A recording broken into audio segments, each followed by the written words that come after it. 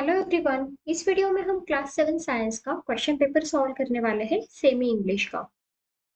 ये practice question paper है, सराव प्रश्न पत्रिका है ये आप आपके नोटबुक में सॉल्व कीजिए।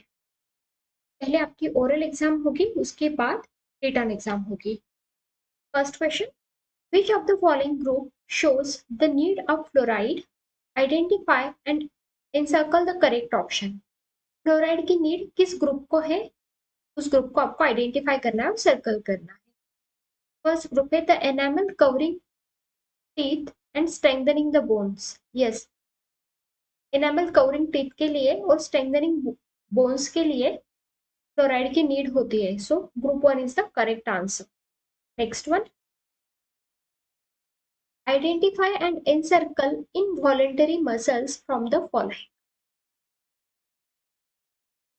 स्टमक ये इनवॉलेंटरी मसल है, राइट, और हैंड, लेग्स, माउथ ये वॉलेंटरी मसल्स है। Next question, identify the relation within first pair and को relate the other. First pair का जो रिलेशन है विद वही रिलेशन अदर पेयर के साथ कोरिलेट करना है। तो स्टमक, गैस्ट्रिक जूसेस, स्टमक में कौन से गैस्ट्रिक जूसेस तैयार होते हैं? सो इंटेस्टिनल जूसेस कहाँ पे तैयार होते हैं? सो स्मॉल इंटेस्टाइन में।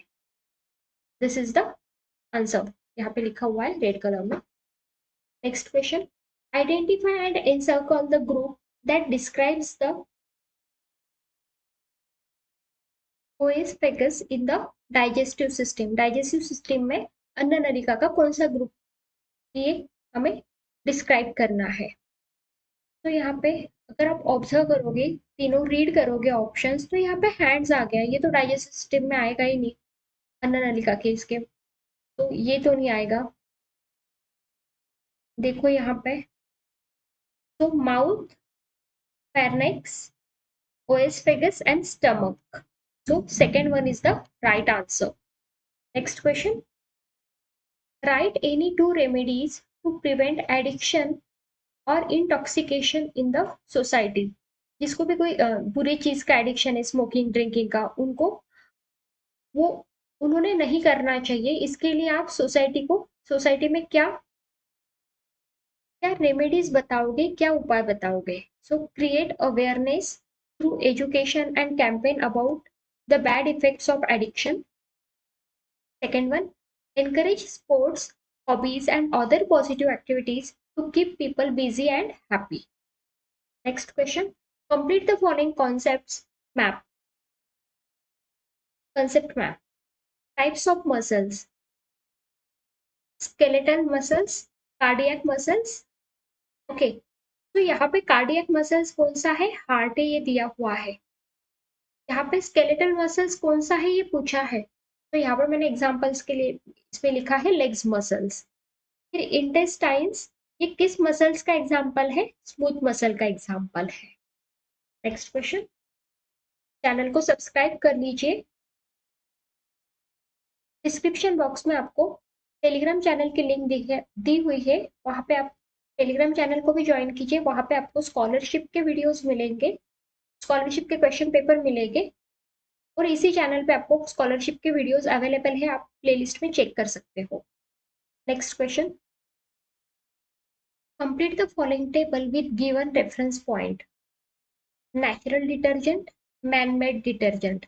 एग्जाम्पल्स, नेचुरल डिटर्जेंट मतलब जो नेचर में ऑलरेडी अवेलेबल है, उसके आपको यहाँ पे एग्जाम्पल लिखना है, राइट। और जो मैन मेड, जो मैन ने बनाए हैं डिटर्जेंट, उसके यहाँ पे एग्जाम्पल देने हैं आपको। तो सोप नट मतलब रीठा, ये नेचुरली अवेलेबल है, राइट। सोप पॉड मतलब शिकेकाई, ये भी नेचुरली अवेलेबल है। मैन मेड में कौन सा आएगा? सोप, जो मैन ने बनाया है। Okay, next question, identify and encircle the odd man out. Odd man out को एनसर्कल करना है। राइपनिंग ऑफ फ्रूट मतलब फलों का पकना, falling of leaves from tree, और रेनिंग, ये सब नेचुरली होता है। और बेकिंग ब्रेड ये नेचुरली नहीं है, ये मैन मतलब हमें बनाना पड़ता है, right. So odd man out क्या है? Option number 4। Next question, encircle the correct option from the following pairs of elements and its symbol. तो यहाँ पे करेक्ट वन कौन सा है? टंगस्टन का डब्ल्यू ये सिंबल है, ये राइट है।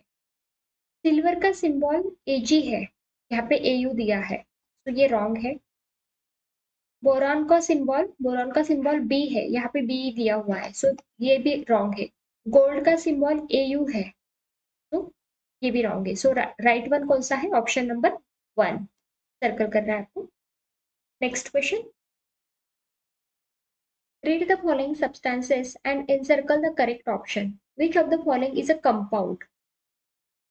So oxygen, iron, magnesium, carbon dioxide. Carbon dioxide compound है, right? So option number 1. Next question. Iron articles are given a thin coat of zinc. What the process is called as? जैसे ion के articles मतलब लोखंड की जो भी चीजें बनी होती है उसको थिन कोट ऑफ झिंक का दिया जाता है, क्योंकि वो गंजनी नहीं चाहिए, मराठी में त्याला गंजणं म्हणतात, वैसे होना नहीं चाहिए, इसलिए जिंक का कोट दिया जाता है। तो उसे क्या कहते हैं? तो उसे क्या कहा जाता है? Galvanization. Next question, right any two precautions that you will take while buying the food from the market. अब फूड मार्केट से लाते हुए कौन सी चीजों का ध्यान रखोगे? तो first one, check the expiry date on the food packet. Expiry date क्या है फूड पैकेट पे, वो हम चेक करेंगे।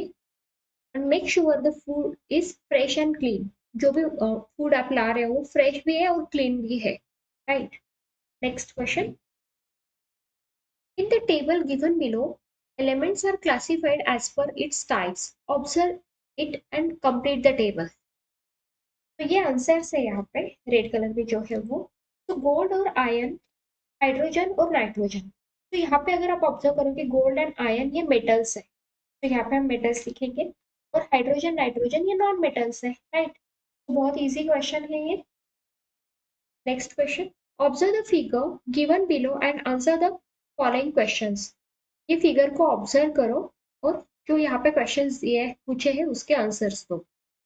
तो ये फिगर आपके बुक में है ऑलरेडी, तो आपको समझ में आ गया कि कौन से एक्सपेरिमेंट की फिगर है ये। नेम ऑफ द एक्सपेरिमेंट, कौन सा एक्सपेरिमेंट है ये? Method of separation using separating funnel, right. और नेक्स्ट क्वेश्चन क्या है? Name of the separating, sorry, name of the apertures shown with an arrow. ये अपर्चर का नाम क्या है जो एरो से शो किया है? तो इसे हम सेपरेटिंग फनेल बोलते हैं। Next question, answer the following sub questions as per given instructions. In the chart given below, minerals are classified into two groups. Minerals को two groups में classify किया है। ग्रुप 1 में है पेट्रोल, डीजल, केरोसिन, और group 2 में है methane, CNG, LPG. Which of the following is useful to classify the given minerals? Identify and encircle the correct option. Options में है non metal minerals, metal minerals, energy minerals और metalloid minerals. अब अगर यहाँ पे आप ऑब्जर्व करोगे तो इन सबसे हमें एनर्जी मिलती है, राइट। एलपीजी से भी मिलती है, केरोसिन, डीजल, हम एनर्जी के लिए यूज करते हैं ये सब चीजें। So third one is the correct answer. Identify and encircle the odd man out. Diamond, halite, Ruby and sapphire. तो इसमें हलाइट ये ऑड मैन आउट है, डायमंड, रूबी और सफायर ये जेम्स है, बहुत कॉस्टली भी होते हैं, और हलाइट ये क्या है? ये क्रिस्टल है, सॉलिड क्रिस्टल है।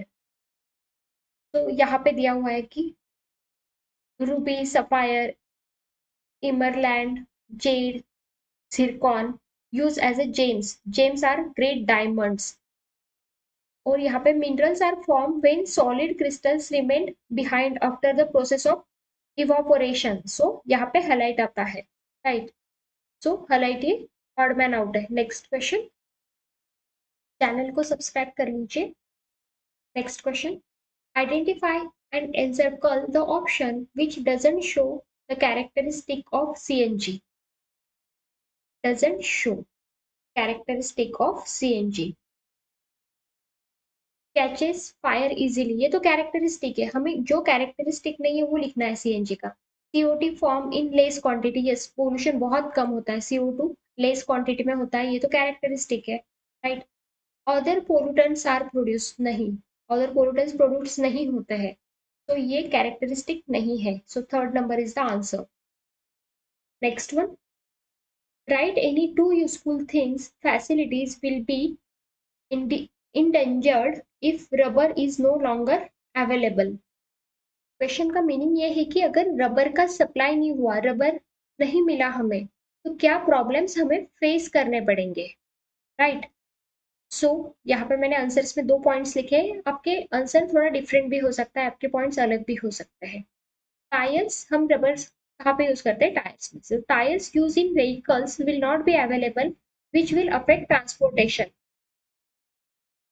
टायर्स अवेलेबल नहीं होंगे अगर रबर नहीं मिला तो, राइट. नेक्स्ट है, medical rubber gloves use by doctors and nurses for safety will also not be available. तो मेडिकल ग्लोव्स भी नहीं मिलेंगे, रबर के जो ग्लोव्स होते हैं वो, अगर रबर का सप्लाई नहीं रहा तो, right. Next question,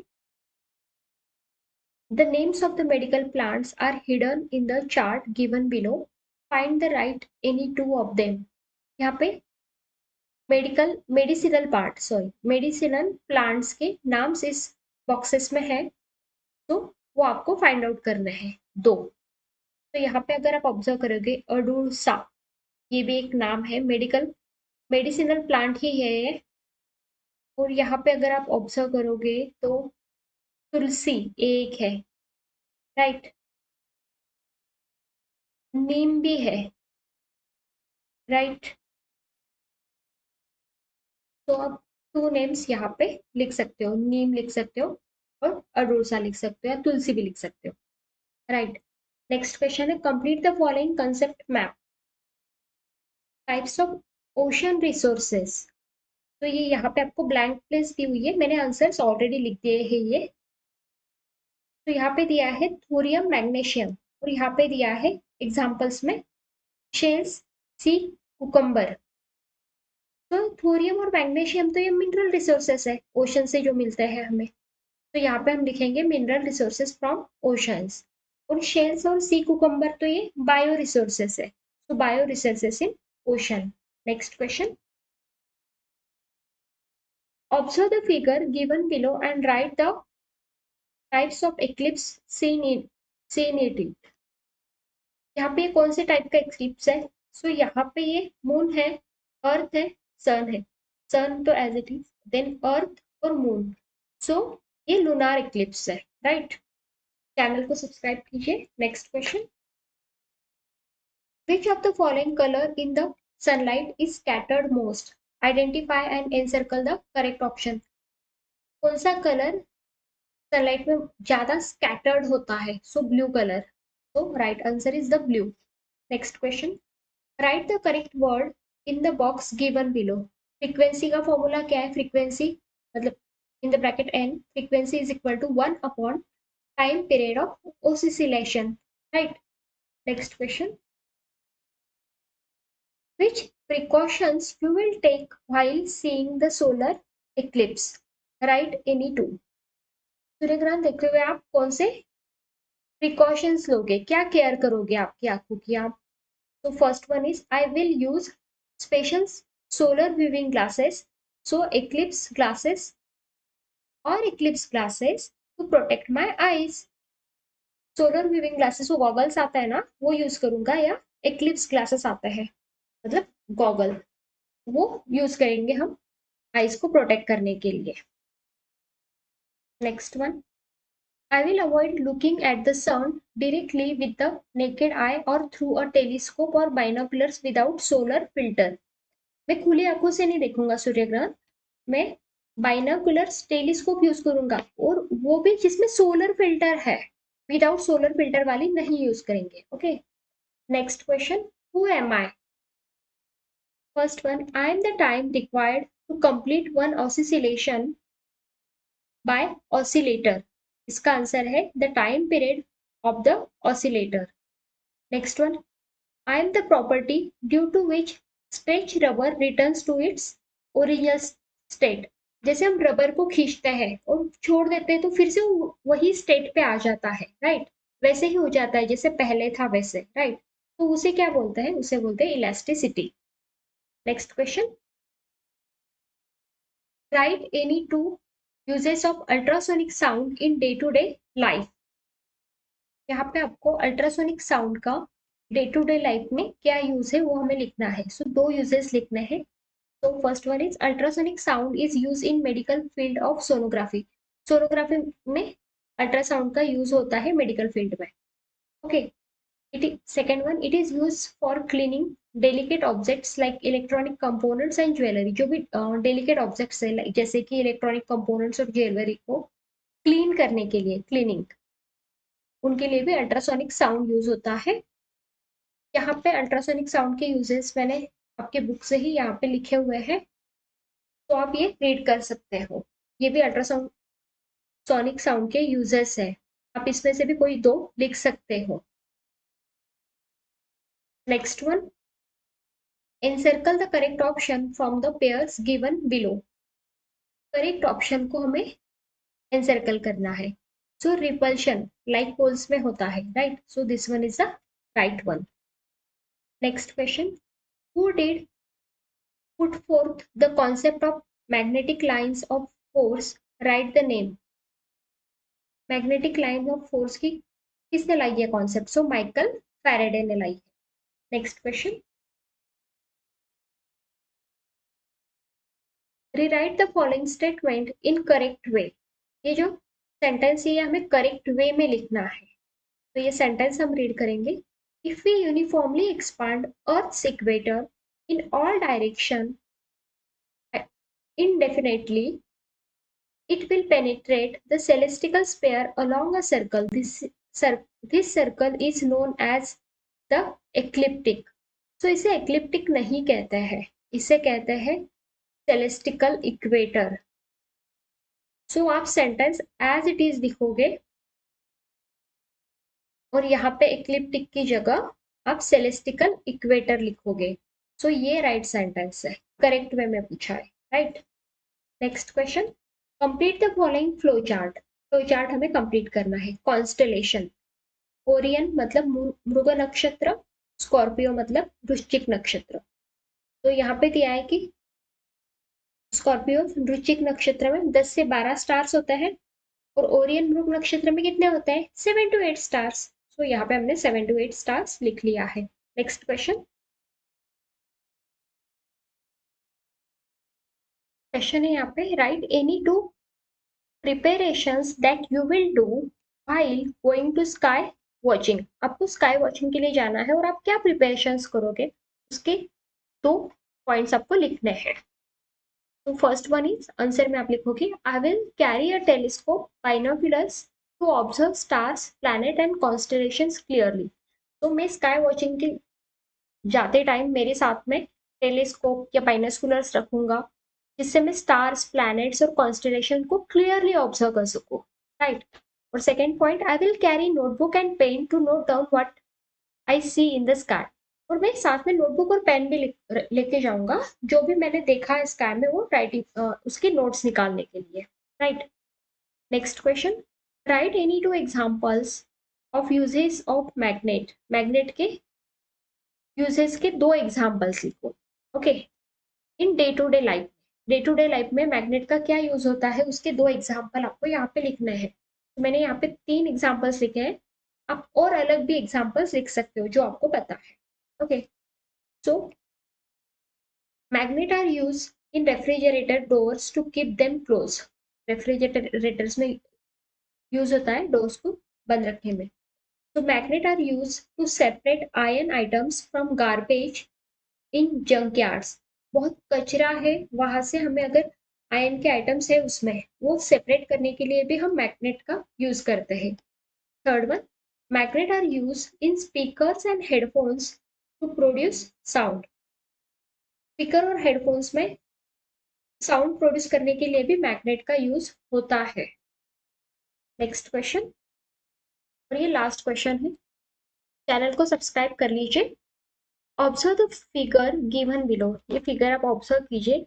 right any to properties of magnetic lines of force. Magnetic lines of force की आपको दो प्रॉपर्टी लिखनी है, राइट? मैंने यहाँ पे 4 प्रॉपर्टी लिख के दी हुई है, इसमें से आप 2 लिख सकते हो। Magnetic lines of force always run from the North Pole to the South Pole. The South Pole may be of the same magnet or different one. Second property, magnetic lines of force are in a state of tension like a straight spring. Third one, magnetic lines of force repel each other. Fourth and last one, magnetic lines of force do not intersect each other. Thank you so much. Subscribe the channel and like the video.